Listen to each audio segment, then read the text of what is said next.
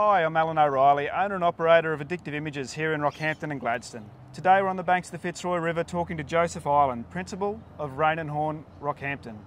How are you today, Joseph? Oh, really well, thanks, Alan. I just want to say thank you for the invitation to come down, to sit down here and just have a chat about what I really love. So Joseph, if your parents or your children were looking to sell a home in Rocky, what advice would you give them?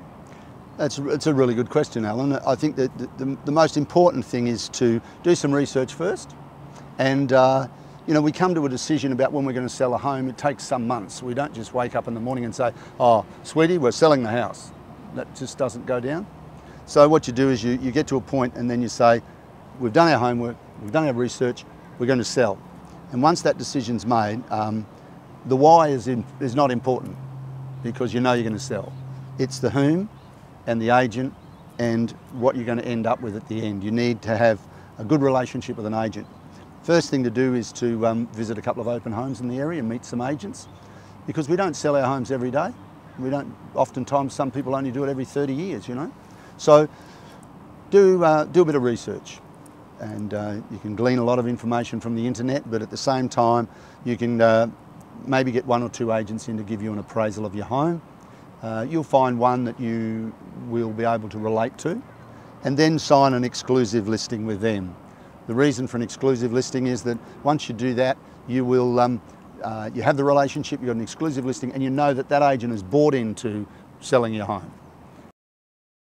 So what would you say to someone looking to buy a house in Rockhampton? Well, that's very interesting when you come to buy a house, isn't it? Some people are buying their first home, others are buying a home to move up, the family's growing.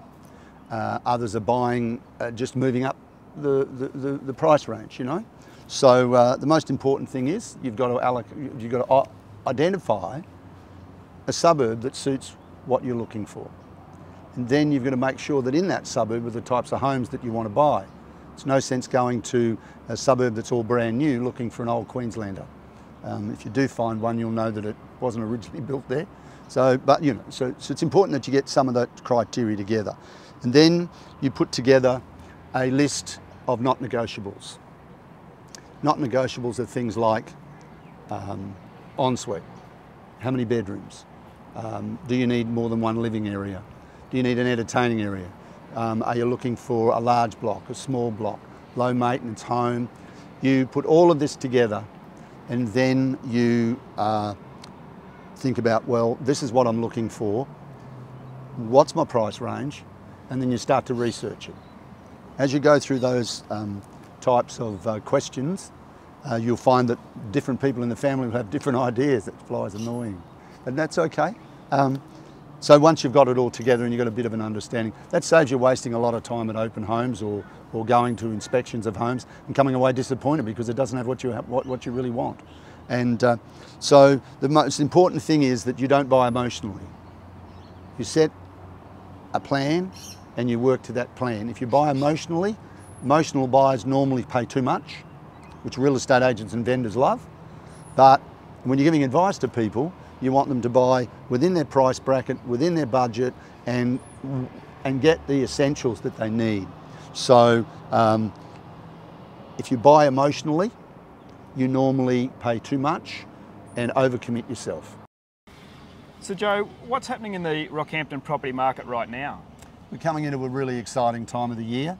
This season of the year, the beginning of the spring and summer, always good time to sell a home.